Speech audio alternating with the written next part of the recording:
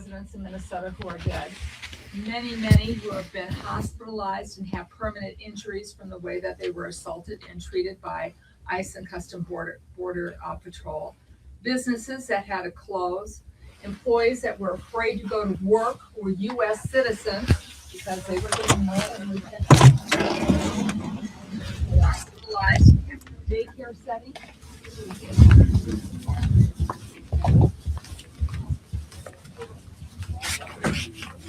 It was a disaster for our economy and for so many families in Minnesota. Let me just close with this before I turn it over. The State of the Union is in great peril. The economy's not good. People don't have confidence in the federal government to do the right thing anymore.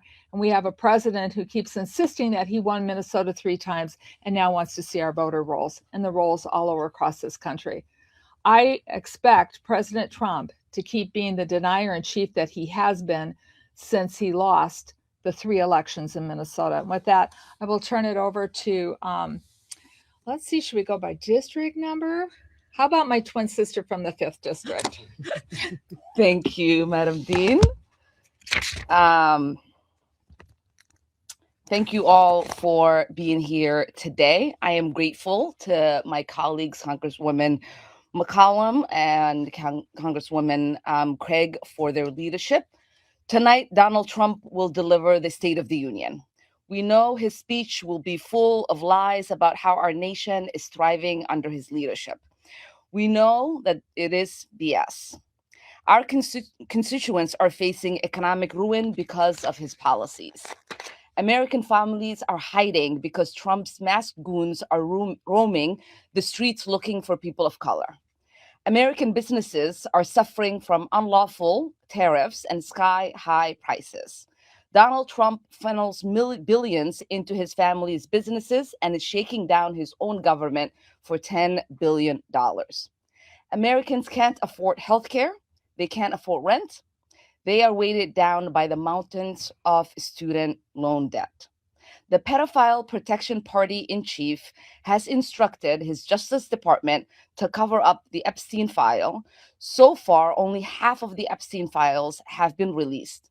No additional prosecutions have been announced, and our FBI director is partying it up in Italy on taxpayer dime. The truth about the State of the Union is this: our country is on life support, and the American people are the ones paying the price. Minnesotans are here today to continue to shine a light on what is actually happening and continues to happen in our state. Over the past few months, our state has shown the country and the world what it truly means to be Minnesota strong. Our communities have been under siege by a hostile, unhinged, and unaccountable federal government. Through the so-called Operation Metro Surge, federal immigration agents flooded our neighborhoods, not to protect us, but to terrorize us. This federal occupation resulted in the deaths of 2 of my constituents, Renee Good and Alex Preddy. Renee was a mother, a daughter, and neighbor. Alex was a VA nurse who dedicated his life to caring for others. They both should be alive. Their deaths should be investigated, not covered up. And we know what accountability for these officers would look like if it wasn't the Trump DOJ obstructing justice. Because none of this terror was accidental or unintentional. It was part of a coordinated effort to target Black, Brown, immigrant, and Muslim communities through fear, actual profiling, and intimidation. Tonight, I'm bringing 4 Minnesotans, individuals whose stories reflect the human cost of this reckless operation. Their goal was to make people feel that they do not belong, regardless of their citizenship, regardless of their rights, regardless of the law. But to their surprise, our communities did not flinch. In the face of violence, Minnesotans organized. We protected one another. We checked in on our neighbors. We showed up at schools, at mosques, at churches, at community centers. We showed up with love instead of fear. This is who Minnesotans are. And instead of cowering, Minnesotans has shown that true resilience and resistance looks like. And we will continue to stand together, Black, Brown, immigrant, Muslim, working class, united in the fight against authoritarianism. We are Minnesota strong, and we will never back down. Thank you, and I now turn it over to Representative Angie Craig. Thank you so much. Thank you, Representative McCollum and Representative Omar. There's no sugarcoating it to anyone. Minnesota has been through a lot this year. All of us standing here today have witnessed the Trump administration terrorize our communities, whether that's through Operation Metro Surge, tariffs, political violence, or otherwise.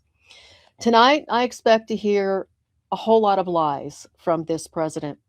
We've heard them over the past 2 months as he and his administration have tried to sell the narrative that Operation Metro Surge was intended to keep our communities safe, intended to keep and get violent criminals off our streets. We know that isn't the case.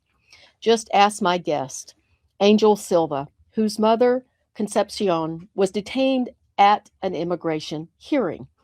She was in Minnesota with a work permit and was on her way to attaining legal permanent residency. She was attempting to do things the right way, but the Trump administration doesn't care about that. After being held at the Whipple Center in Minneapolis and later El Paso, Concepcion was forced to make the unthinkable decision to self-deport back to Mexico, leaving behind her family in Minnesota, including a 10-year-old child. Just last week, Representative Omar and I went back to the Whipple Federal Building to conduct congressional oversight of the ICE detention center where Concepcion was held. We provided over a week's notice and were granted a tour of the facility at the 11th hour. When we got there, we found the facility completely empty, with the last detainee being transported out 30 minutes before our arrival. Again, this is no accident. This administration doesn't want us to see what's really going on behind closed doors. They will feign transparency and try to shift blame at every opportunity. But Minnesotans know the truth. The ICE officials at the federal building tried to tell us that they have a zero-tolerance policy for racial profiling. But our eyes do not deceive us, and nor do our cameras. Thank you to Minnesotans for standing up, for stepping up, and making sure that the world could see what actually happened in Minnesota. We've seen ICE detaining folks based on the color of their skin, showing up at immigration hearings and schools, and ripping children from their parents. Somehow, even amidst the chaos and terror President Trump and Kristi Noem have inflicted on our state, Minnesotans have remained peaceful. They've stood up for their neighbors. They've used their voices, not violence, to respond. They've exercised the right to constitutionally observe and protest. They have reported on what's happening here, and they have demanded justice for the deaths of Renee Good and Alex Preddy. We must continue that fight on behalf of Angel and his mother, Concepcion, and countless other Minnesotans whose lives have forever been changed by Operation Metro Surge. We will never forget the trauma that President Trump and his administration inflicted on our communities, but we will soon begin the difficult process of healing, one that Minnesotans are all too familiar with. That starts with uplifting the stories of folks like Angel and his family, and all the guests here with us today. We will not let this administration continue to set the narrative. We can't. So thank you to everyone here today. It's an honor to be side by side with my colleagues from Minnesota. Thank you. I did not mention my guest because we're going to close with that. So some of us had the honor and the privilege of serving with Melissa Hortman. Some of us knew her. I met her the first time she was running for the Minnesota House and lost a race. And I knew she was a very special person then. I met Colin at the time, who was much younger and a lot shorter, her son and her children. And they will be, Colin and his wife will be the guest of Congresswoman Morrison and myself. They're here to exemplify what Melissa exemplified, what we exemplify, what our state does.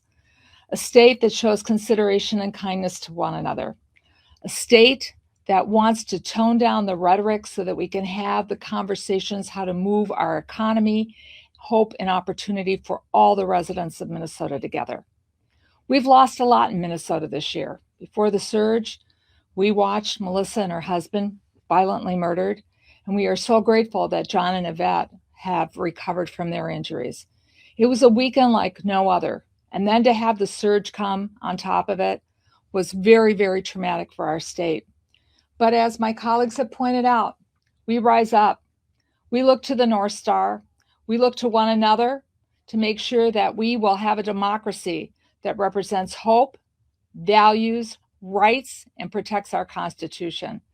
And so I think our reflection not only is the state of the economy not good, the state of this nation under President Trump's leadership is not going the right direction. And the American people agree it, and Minnesota saw it firsthand.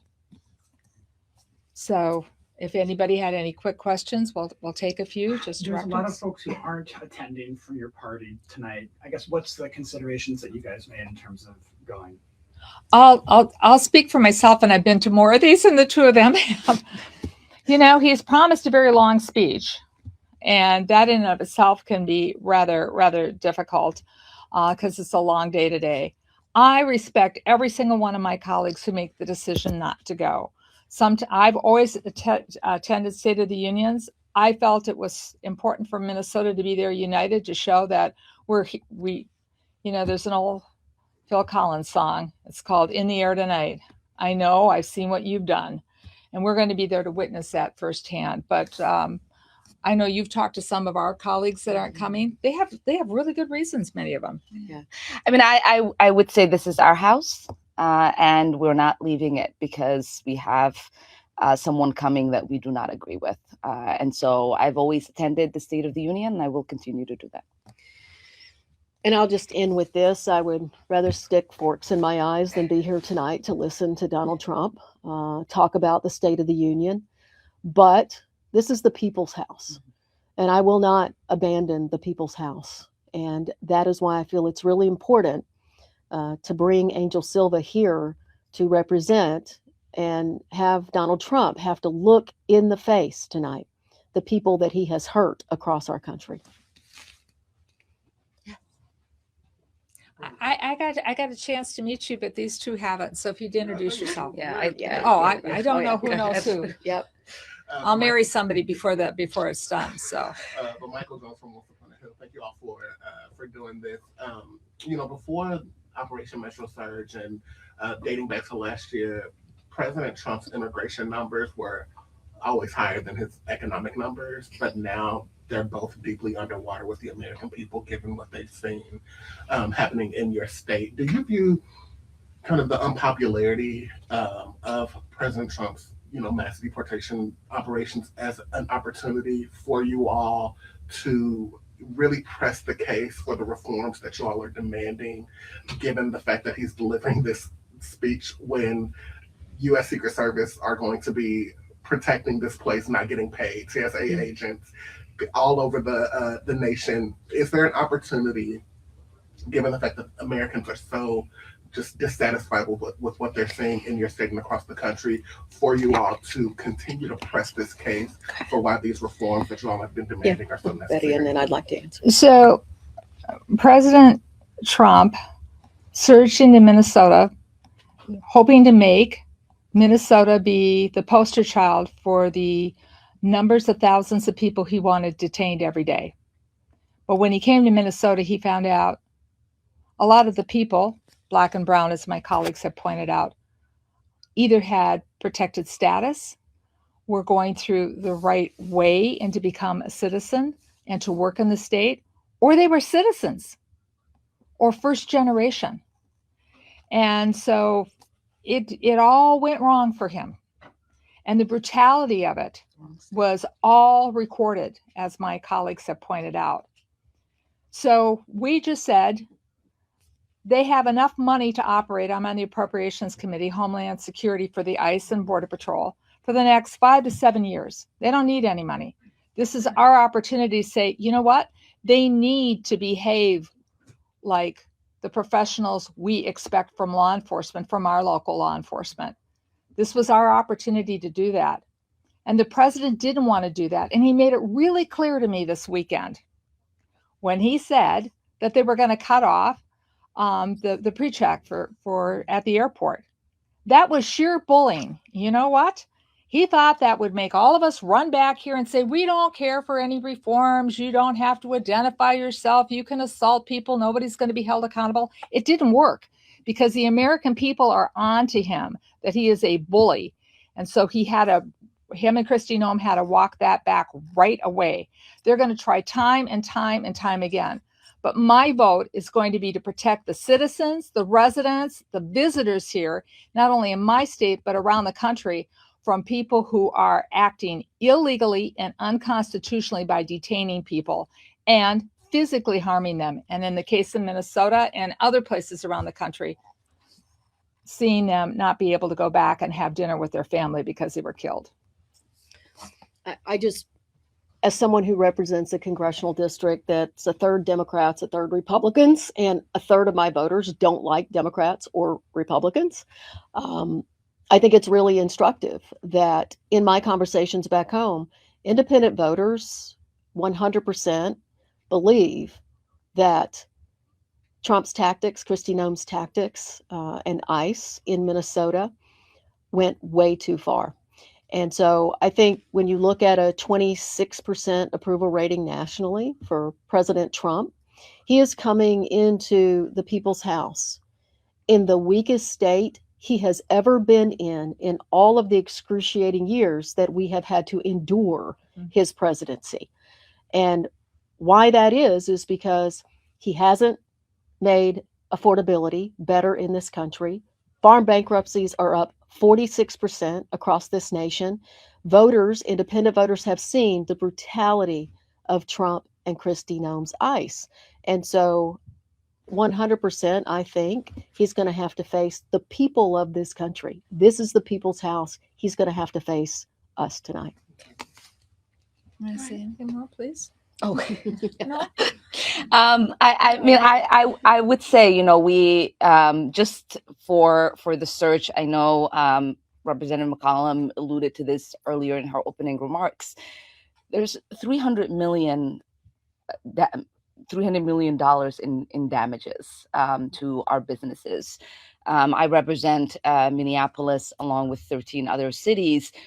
One of the business corridors in Minneapolis on Lake Street, just 2,000 businesses, they are losing $30 million per month. That impact does not have a Democrat attached to it. It doesn't have a Republican attached to it. It doesn't have independent attached to it. That is an economic impact that is going to be felt regardless of who you vote for or whether you vote or not. We know that the tariffs, as we've talked about many a times, have had devastating impact. Minnesota has a $22 billion trade with Canada. Many of our businesses have been impacted because of his reckless tariffs. We know that soybean farmers are railing as he gives $40 billion to Argentina, and then they're doing trade with China instead of doing it with us. And so if Minnesota, which is a smaller state, is experiencing this kind of economic devastation, you bet every other state is as well. And the American people understand their pocketbook. The American people understand what it means to have a president that actually cares about their pocketbooks, and the American people understand what it means to have a stable leadership. The kind of chaotic leadership that they are seeing is not the one that they signed up for, and it's not the one that makes us feel good, and it's not one that makes us look good in the eyes of the world. And so I look forward to continuing to amplify this message. Thank you all for being here. Just to clarify, the $300 million is just from the Operation Metro Surge. Yes, just in Minneapolis. Right. Yes, we haven't gotten to St. Paul numbers. We haven't gotten, to the numbers across Minnesota. And economic damage to businesses. Yeah, just Operation. in Minneapolis. Yeah. And that doesn't include what Minneapolis is facing with police overtime. What the cost will be that Minnesota's absorbing for our National Guard to protect citizens outside of the Whipple building. It doesn't include what our school districts are facing with this. This is a real economic underpinning to what our colleagues are facing back home in the Minnesota State Legislature. And, everybody kind of mentioned Canada. The only thing we want to have a friendly disagreement with Canada about Hockey. hockey. Well, we argue about fish in the round too, but We did fish just and beat hockey. them, So, but we won. We That's just why we just need beat to be, them. We need to be Minnesota nice. We won. Thank you. Yes, of course. This Chris, is how you somebody's doing? mic up Good to see here. you. Nice to